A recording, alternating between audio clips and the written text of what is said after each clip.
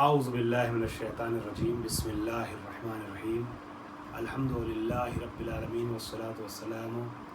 वत्तहियतुल इकराम अला सय्यिदिल मुरसलीन व आलिहि त्ताहिरीन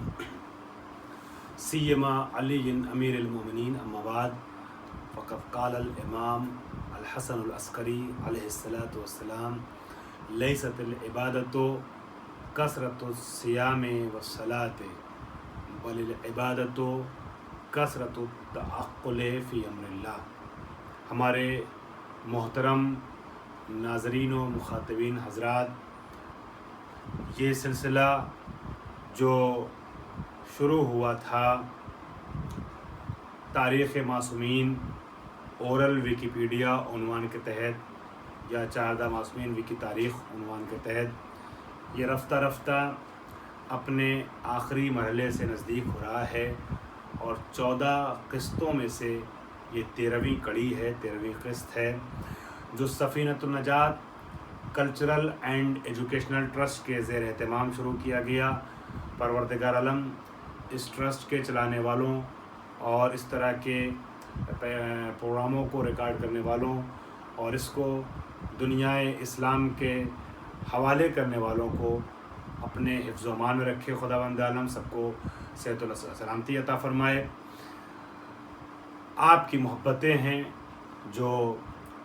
मेज़बानों को हौसला बख्श रही हैं और ये सिलसिला जारी है। आज हमें जिस शख्सियत का तज़किरा करना है वो दुनियाए इस्लाम और आलम तशय्यो के 11वें रहबर हैं, यानी 11वें इमाम हसन अस्करी अलैहिस्सलाम 13वें मासूम हैं, रसूल अकरम के 11वें नुमाइंदे और जानशीन इमाम हसन अस्करी अलैहिस्सलाम, इनका आज हमें कुछ तज़किरा करना है और आपकी मुख्तसर सवान हयात पेश करनी है। आपका नामी इस्म मुबारक हसन इब्न अली था और आपकी कुन्नियत जो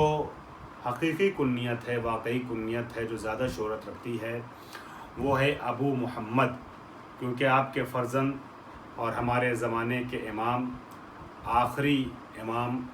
का नाम रसूल खुदा के नाम से मुताबिकत रखता है। उस उन्वान के तहत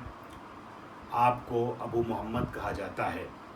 जिस इमाम का तज़किरा हम इंशाअल्लाह आइंदा किस्त में करेंगे। लेकिन 2 कुन्नियत आपकी और भी बताई जाती है, किताबों में तहरीर है। एक कुन्नियत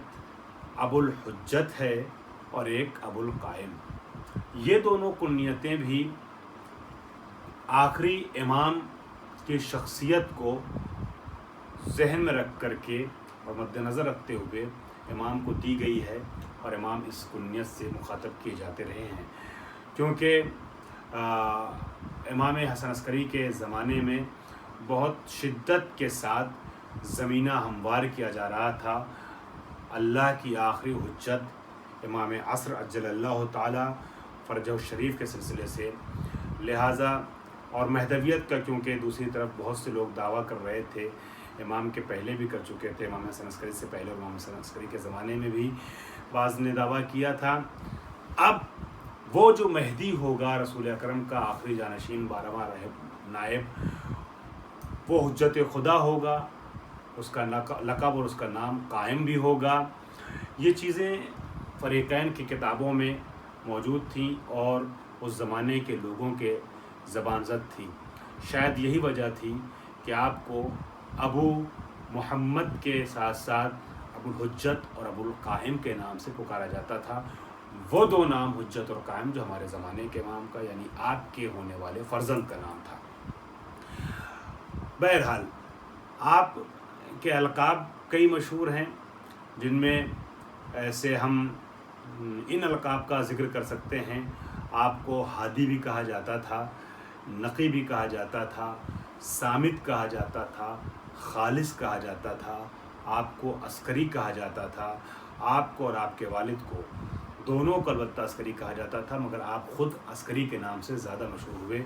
चूँकि अस्कर के माने लश्कर के होते हैं اور کیونکہ سامرہ میں جب آپ کو آپ کے والد محترم کے ساتھ یعنی 10ویں امام کے ساتھ بلایا گیا ہے اور سامرہ میں رکھا گیا ہے نظر بند کر کے اس طریقے سے کہ اپنے چاہنے والوں سے زیادہ مل نہ پائیں خلافت بنی عباسی کے زمانے میں، تو اس جگہ پر تھے، اس شہر میں، اس علاقے میں قیام تھا کہ جو فوجی چھاونی ہوا کرتی تھی، لشکروں کا اڈا ہوا کرتا تھا، مرکز ہوا کرتا تھا رہنے کی جگہ، اس وجہ سے آپ کو عسکری کہا جاتا ہے۔ البتہ بعض علماء کے نزدیک عسکری رقب بھی آپ کو گزشتہ ائمہ اور رسول اکرم کے ذریعے سے ملا تھا اور دیا جا چکا تھا، لیکن زیادہ شہرت جو ہے وہ اسی بات کی ہے کہ چونکہ اس شہر میں رہتے تھے لہٰذا آپ کو اور آپ کے والد کو دونوں کو عسکریین کہا جاتا ہے، اور آپ کے حرم کو بھی عسکریین کہا جاتا ہے، چونکہ امام علی نقی اور امام حسن عسکری اس جگہ ایک ساتھ دفن ہے سامرہ میں۔ بہرحال تو یہ آپ کے القاب تھے۔ ان القاب میں سے ایک لقب آپ کا ابن الرضا بھی ہے۔ ابن الرضا امام رضا کے فرزند امام محمد تقی کو بھی کہا جاتا تھا، امام علی نقی کو بھی کہا جاتا تھا، اور امام حسن عسکری کو بھی ابن الرضا کہا جاتا تھا۔ اس کی بھی ایک وجہ یہ ہے کہ رسول اکرم کو جو طعنہ دشمنوں کی طرف سے دیا گیا تھا، طعنہ ابتر، امام رضا علیہ السلام کو بھی وہی طعنہ دیا گیا تھا، اور چونکہ امام محمد تقی کی ولادت نسبتاً تاخیر سے ہوئی تھی، امام رضا اپنی زندگی کے ادھیڑ عمر کو تقریباً گزار چکے تھے، اس وقت جو ہے وہ امام محمد تقی علیہ السلام کی ولادت ہوتی ہے، اور اس سلسلے میں شکوک و شبہات بھی خلفائے بنی عباس کے کارندوں کی طرف سے ایجاد کیے جاتے ہیں، دشمنان اہل بیت کی طرف سے، کہ امام محمد تقی امام کے بیٹے ہیں کہ نہیں ہیں۔ وہ سب تفصیلی گفتگو ہے جو اس کے پہلے میں کچھ قسطوں میں بیان کر چکا ہوں۔ تو اب ہمارے اماموں نے ایک طریقہ یہ اپنایا تھا کہ یکے بعد دیگرے اپنے کو ابن الرضا کے نام سے خطاب کرواتے تھے، تاکہ زیادہ سے زیادہ امام رضا کے بیٹوں کا تذکرہ ہو اور یہ نام مشہور ہوتا چلا جائے۔ بہرحال اور اسی کی ایک کڑی وہ بھی ہے کہ جو موسیٰ مبرکہ جو نویں امام کے بیٹے تھے، جن کی قبر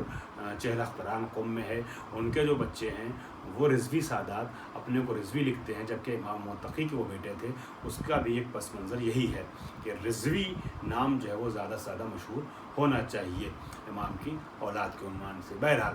تو ابن الرضا آپ کا ایک لقب تھا۔ آپ کے والد محترم جیسا کہ میں نے اشارہ کیا دنیا تشیع کے 10ویں امام امام علی نقی علیہ السلام تھے، جن کو 42 سال کی عمر میں شہید کر دیا گیا تھا، اور آپ کی والدہ بڑی پاکیزہ اور مقدس خاتون تھیں۔ بہرحال امام کی زوجہ بھی تھیں اور امام کی ماں بھی تھیں، تو وہ تقدس ان کے یہاں پایا جانا لازمی بھی ہے۔ معصوم کی ماں، معصوم کی شریک حیات، جن کا تذکرہ میں نے گزشتہ قسط میں کیا تھا۔ آپ کی والدہ ماجدہ جناب سلیل خاتون، ان کا نام حدیث اور حدیثہ، یا بعض کتابوں میں سوسن بھی ذکر ہوا، ایک ہی ذات کے 3 نام، الگ الگ 3 یا 4 نام ذکر کیے گئے ہیں۔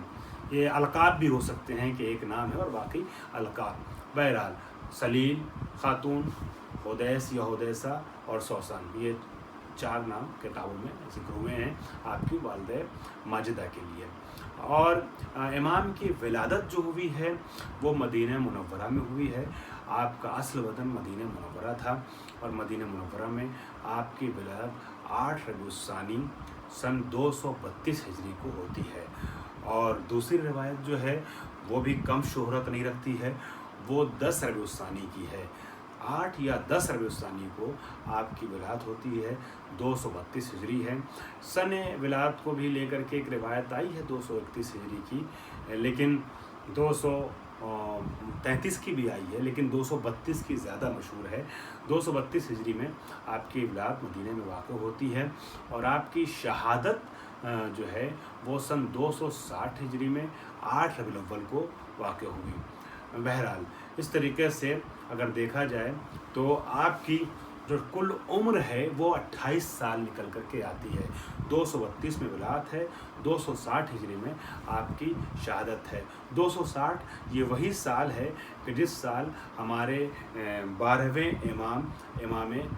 مہدی و آخر الزماں کی غیبت صغریٰ کا آغاز ہوتا ہے۔ 5 साल के जब इमाम थे। 255 में वलादत होती है आखिरी इमाम की, और 260 में इमाम हसन अस्करी की शहादत होती है। इमाम हसन अस्करी की शहादत के साथ साथ आखिरी इमाम 12वें इमाम की ग़ैबत सुग़रा का दौर शुरू हो जाता है, जो 69 साल तक चलता है, 329 हिजरी तक। और बहरहाल अगर देखा जाए तो आपकी इमामत की जो उम्र बनती है,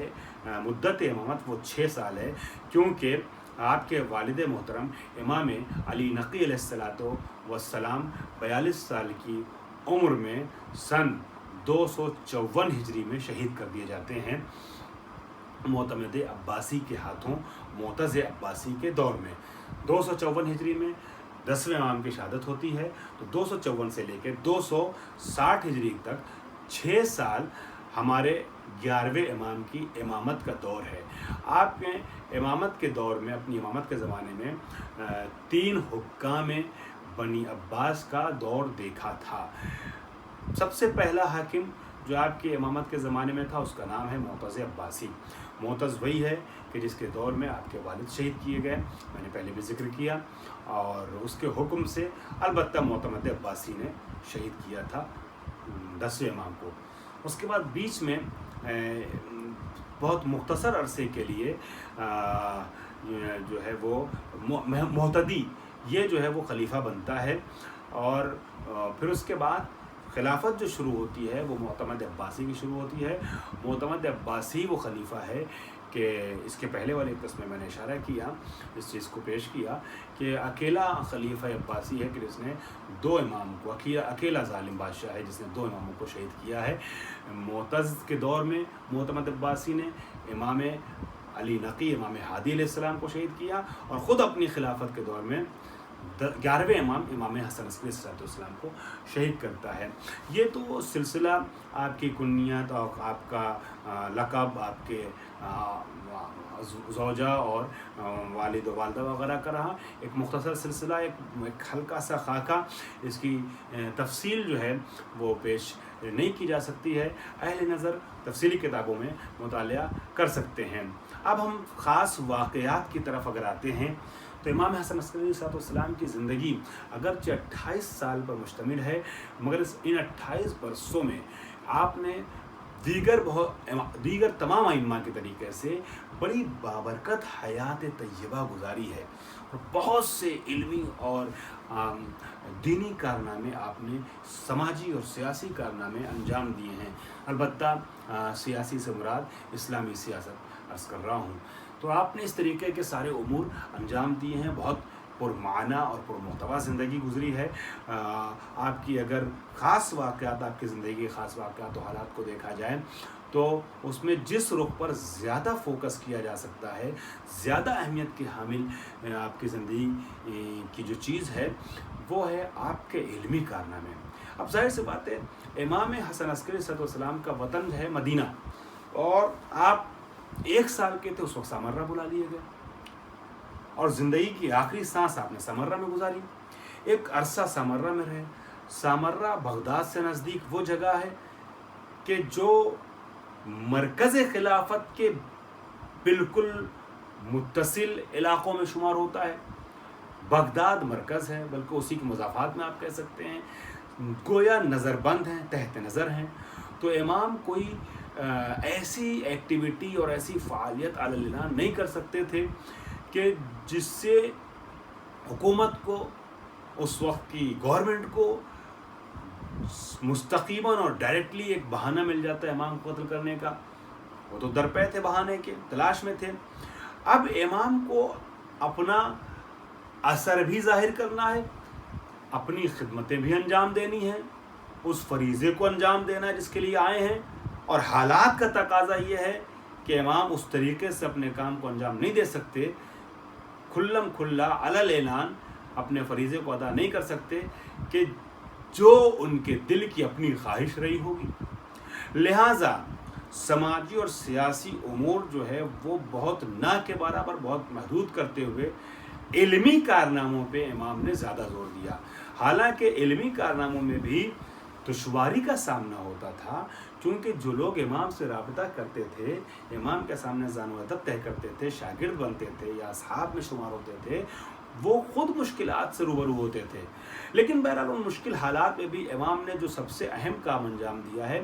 وہ علمی میدان میں اپنی فعالیتوں کو بروئے کار لانا اور فعالیتوں کو آگے بڑھانا اور علم کے گوشوں کو لوگوں کے سامنے پیش کرنا۔ چنانچہ علم کلام میں امام نے بے انتہا کارنامے انجام دیے ہیں، جو اللہ کی جسمانیات کو لے کر کے، اللہ جسم رکھتا ہے کہ نہیں رکھتا ہے، اور اس کو لے کر کے بہت بحثیں چھڑی ہوئی تھیں، یا وہ جو بحث اس کے پہلے سے چلی آ رہی تھی 8ویں امام کے دور سے، قرآن کو لے کر کے، محنت قرآن کا جو واقعہ تھا مامون اور متوکل وغیرہ کے زمانے سے چلا آ رہا تھا،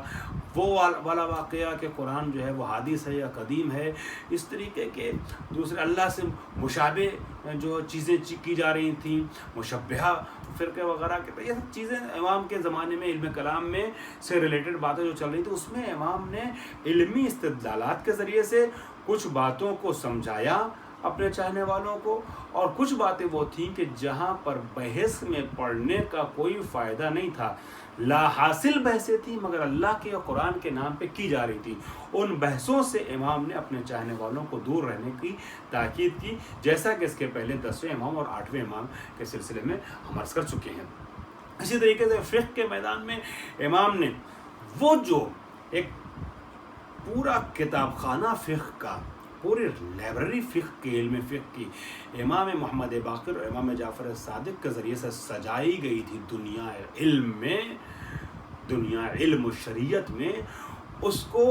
استحکام بخشا ہے 28 سال کی مختصر عمر میں امام حسن عسکری علیہ السلام نے۔ اور فقہ جو چھٹے امام کے بعد بھی، چونکہ ان کے زمانے میں اور ان کے بعد بھی فقہی جو فرقے تھے ہمارے بھائیوں کے 4 بڑے فرقے، وہ اپنی عملیات، اپنی فعالیتیں، اپنے اعمال، اپنی ایکٹیویٹیز انجام دے رہے ہیں۔ اب ایسے میں فقہ جعفری کو ایک اسٹرانگ، ایک مضبوط قائد چاہیے، تاکہ وہ جو پلیٹ فارم فقہ جعفری یا مکتب جعفری کے عنوان سے 5ویں اور چھٹے امام نے اتنی صحبتوں سے آمادہ کیا تھا، وہ ختم نہ ہونے پائے، تو ان کے بعد کے ائمہ نے اس کو جاری رکھا۔ بالخصوص امام حسن عسکری نے فقہ کے میدان میں نہ صرف یہ کہ امام محمد باقر اور امام جعفر صادق کے ذریعے سے ایجاد کردہ، بیان کردہ مطالب کی تائید میں مطالب پیش کیے، بلکہ خود فتح باب کیا ہے، بلکہ فتح ابواب کیا ہے فقہ کے میدان میں۔ یہی وجہ ہے کہ آپ کو جن القاب سے یاد کیا گیا، ان القاب میں ایک لقب آپ کا فقیہ بھی تھا، حالانکہ ہمارے سارے امام فقیہ تھے، مگر جس پرآشوب اور تقیہ کے دور میں فقہ محمدی کو امام حسن عسکری نے استوار کیا ہے، استحکام بخشا ہے، اس کی وجہ سے آپ کو خصوصی طور پر فقیہ کا نام دیا گیا، فقیہ کے لقب سے یاد کیا جانے لگا۔ اسی طریقے سے امام حسن عسکری کی زندگی کا علمی اعتبار سے جو گوشہ سب سے زیادہ اہمیت کا حامل ہے اور مشہور ہوا ہے، وہ ہے تفسیری میدان۔ امام حسن عسکری علیہ السلام تمام ائمہ مفسر قرآن تھے، لیکن امیر المومنین کے بعد خصوصی طور پر جس امام کو مفسر قرآن کے نام سے یاد کیا جاتا ہے، وہ امام حسن عسکری ہیں۔ اور ہمارے سارے اماموں نے تفسیری مطالب پیش کیے ہیں، جس کی ابتدا حضرت علی نے کی تھی، وہ سلسلہ 10ویں امام تک چلتا رہا، لیکن ایک مستقل کتاب علم تفسیر میں جس امام کی طرف منسوب ہے، وہ ہمارے 11ویں امام ہیں، اور تفسیر امام حسن عسکری کے نام سے باقاعدہ ایک کتاب ہے، جس میں قرآن مجید کی بہت سی آیات کی شان نزول ہے، اور قرآن سے ریلیٹڈ جتنی باتیں ہو سکتی ہیں اہم ترین، وہ ساری بحوث اس کتاب میں موجود ہیں، جس کتاب کو تفسیر امام حسن عسکری کہا جاتا ہے۔ اور یہ تفسیر کا جو امام حسن عسکری کا سلسلہ چل رہا تھا، یہ امام نے اپنے شاگرد کو آمادہ کر کے، تیار کر کے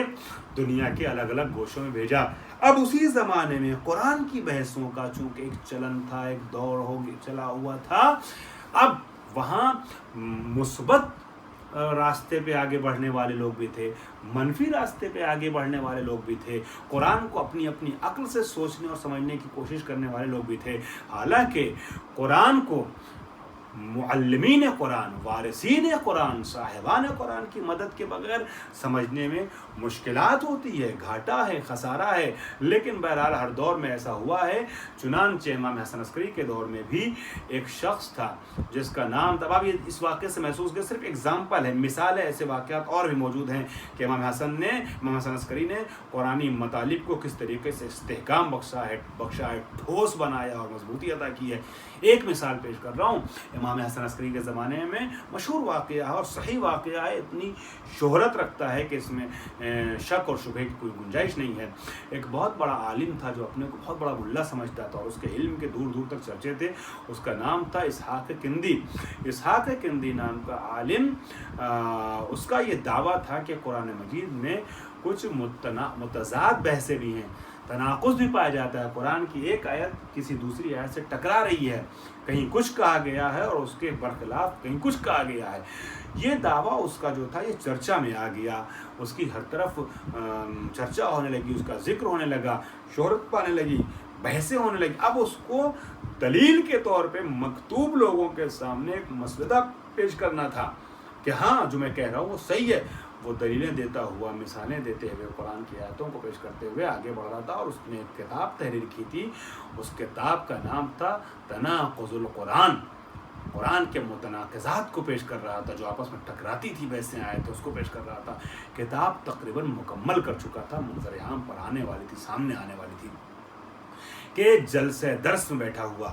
اس کا ذکر کر رہا تھا۔ امام تک یہ باتیں پہنچ چکی تھی۔ امام نے اپنے ایک چاہنے والے کو، ایک شاگرد کو تیار کیا، آمادہ کیا، اور آمادہ کرنے کے بعد امام نے اس کو سمجھایا کہ دیکھو، اس کی بحث میں جب شرکت کرو تو تنقیدی نگاہ سے بحث کرو، اور اس نے جب یہ بات امام کو بتائی تو امام نے یہ کہا کہ جا کر کے اپنے استاد سے کہنا۔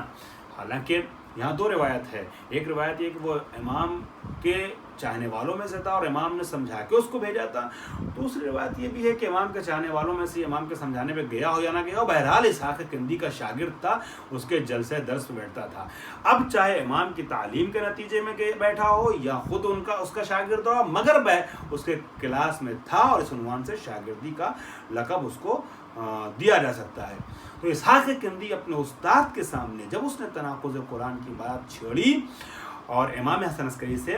شاگرد اس کا گفتگو کر چکا تھا، اور امام نے کہا تھا اب اگر وہ یہ بات چھیڑے تو کھڑے ہو کر کے اس کے کلاس میں تم سوال کرنا کہ یہ بتائیے کہ کیا ضروری ہے کہ قرآن مجید کی جس آیت کا جو مطلب آپ نے سمجھا ہو، اس کا جو خالق ہے، جو رائٹر ہے، جو کتاب بھیجنے والا ہے، نازل کرنے والا ہے، یعنی خدا کی بھی مراد یہی ہو جو آپ سوچ رہے ہیں؟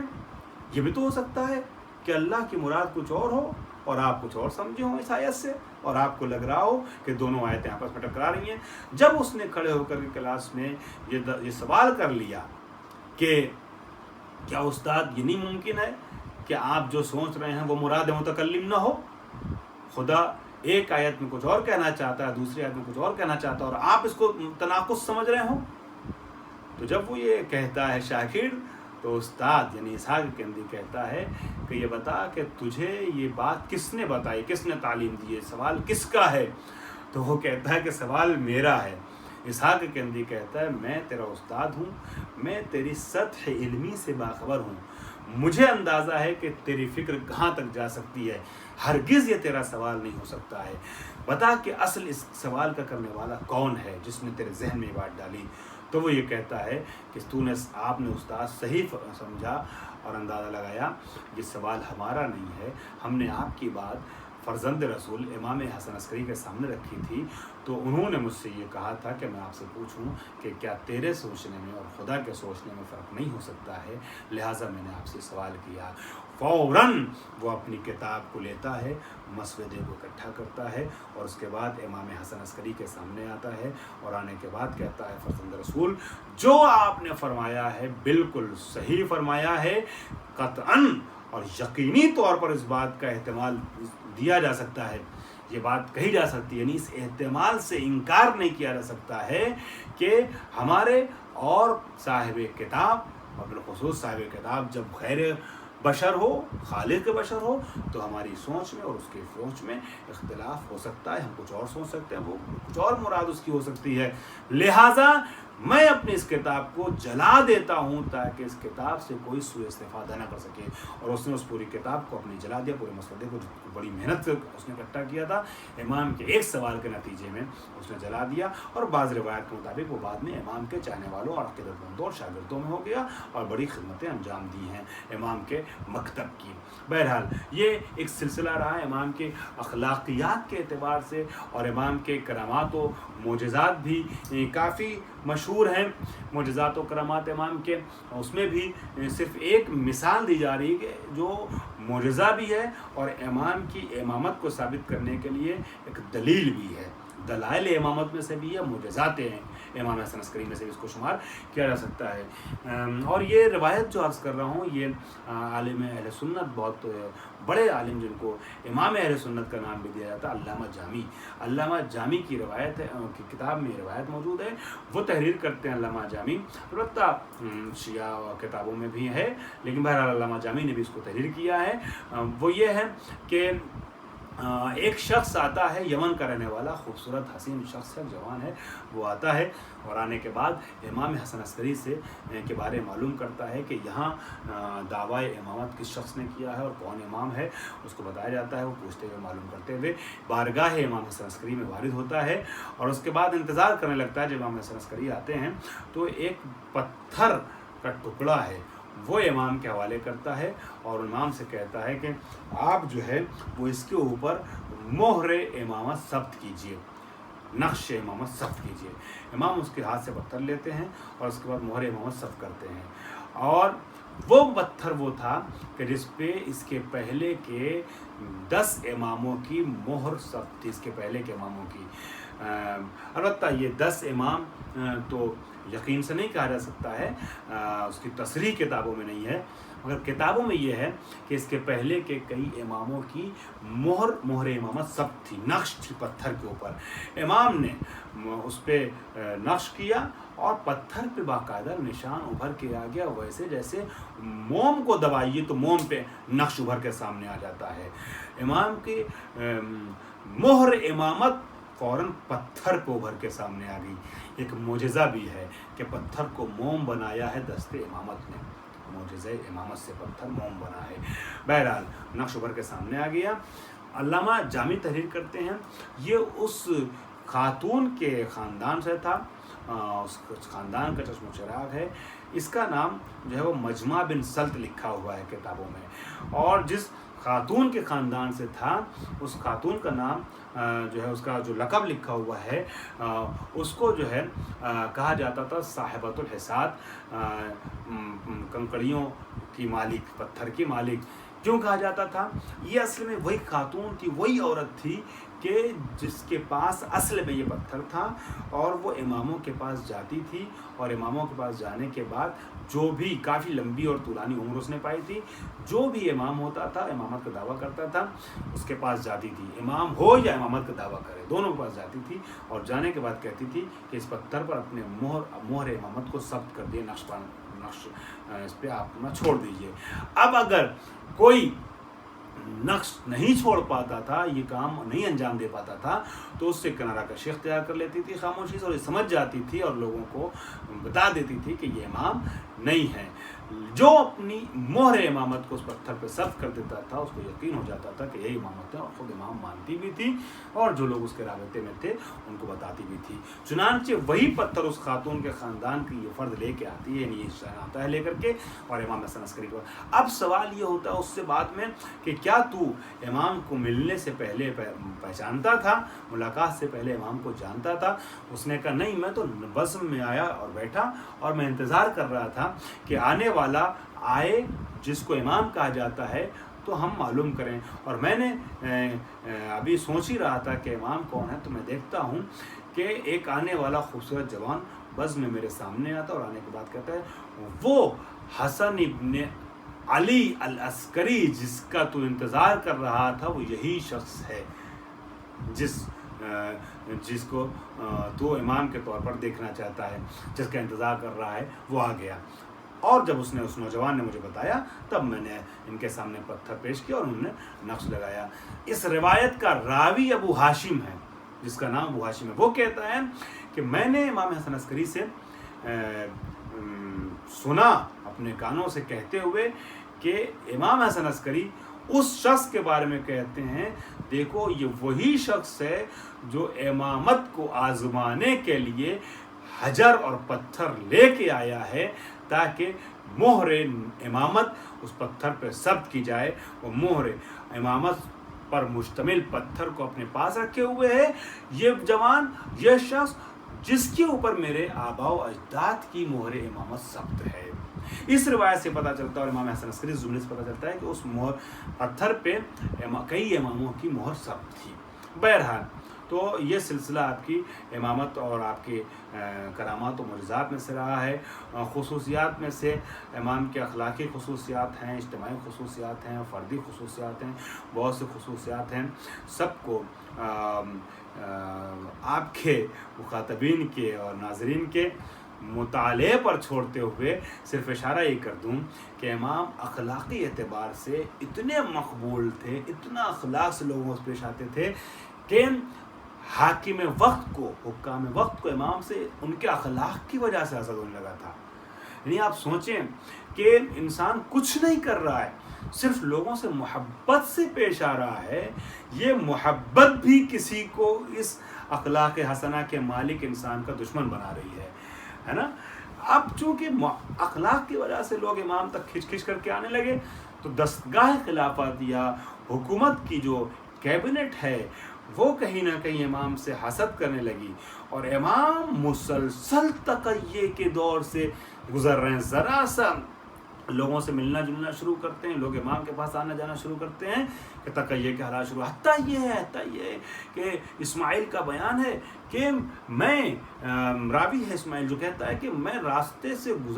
اس راستے پہ بیٹھ گیا کہ جس راستے سے امام خلیفہ وقت کے ساتھ گزرنے والے تھے، اور بیٹھا ہوں ایک فقیر بن کر کے امام بھیک مانگنے کے لیے، تاکہ اس سائلی کے اور فقیری اور بھیک مانگنے کے بہانے سے امام کی زیارت نصیب ہو جائے۔ اس طریقے کے واقعات ملتے ہیں۔ اب یہ اخلاق حسنہ امام کا اتنا زیادہ شہرت رکھتا تھا کہ امام کے لیے حتیٰ وہ 2 غلام کہ جو قید خانے میں، آپ کی خدمت میں عرض کر دوں کہ جو 6 سال ہیں امامت کے، اس میں سے 3 سال امام نے قید خانے میں گزارے ہیں۔ قید خانے میں جو 2 غلام معین کیے گئے تھے امام کو اذیت دینے کے لیے، اللہ اکبر، حاکم وقت کی طرف سے معین کیا گیا تھا،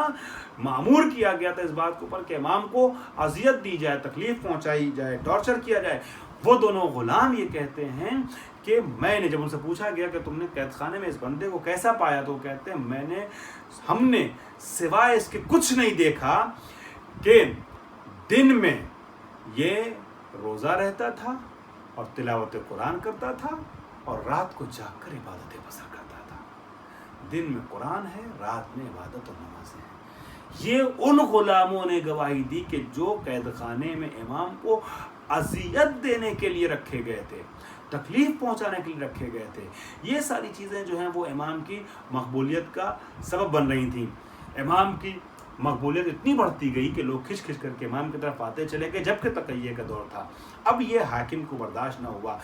3 حاکم رہے، تینوں نے امام کو قتل کرنے کی کوشش کی، مگر اب تفصیل نہیں عرض کر رہا ہوں، مگر 2 حاکم اس کے پہلے، معتز اور معتدی، یہ اس اپنے مشن میں اور سازش میں ناکام ہو گئے۔ لیکن معتمد عباسی نے زہر کے ذریعے سے، جس میں نحریر نام کا ایک شخص جو ہے وہ سب سے زیادہ جو ہے وہ عامل رہا ہے اس چیز کا، اس نے جو ہے وہ امام کو زہر دینے میں بہت اہم کردار ادا کیا معتمد کے حکم سے۔ اور وہاں پر جب امام بھی زہر کی وجہ سے بستر عدالت پر آتے ہیں تو یہودی اور عیسائی جو ہے انہیں غیر مسلم طبیبوں کا رکھا جاتا ہے جن سے مسلمانوں سے رابطہ نہ ہو، مسلمانوں سے کچھ کہہ نہ سکے، اور لوگوں سے ملنے جلنے نہیں دیا جاتا، تاکہ یہ ظاہر کیا جا سکے۔ اور یہ شور کیا گیا، افواہ اڑائی گئی، عوام میں بات پھیلائی جانے لگی کہ امام جو ہے وہ بیمار ہوتے جا رہے ہیں، ان کا مرض بڑھتا چلا جا رہا ہے، اور دھیرے دھیرے یہ چیزیں پھیلائی گئی، لوگوں کو ملنے سے روکا گیا تاکہ یہ کہا جا سکے کہ امام اپنی طبعی موت مرے ہیں اور امام اس دنیا سے رخصت ہوتے ہیں، دار فانی سے الوداع کہتے ہیں۔ امام زمانہ باعجاز امامت امام کے سامنے حاضر ہوتے ہیں، لوگوں کی نگاہوں سے اوجھل رہ کر کے خاص الخاص امام کے گھر والوں کے ساتھ امام حسن عسکری، اگرچہ امام زمانہ 5 سال کے تھے مگر معصوم تھے اور امام تھے، 5 سال کے بھی تھے تب بھی امام چونکہ تھے، لہٰذا امام کا غسل و کفن اور امام کی تجہیز اور آخری امور جو ہے وہ امام کی امام وقت نے انجام دیے، اور امام زمانہ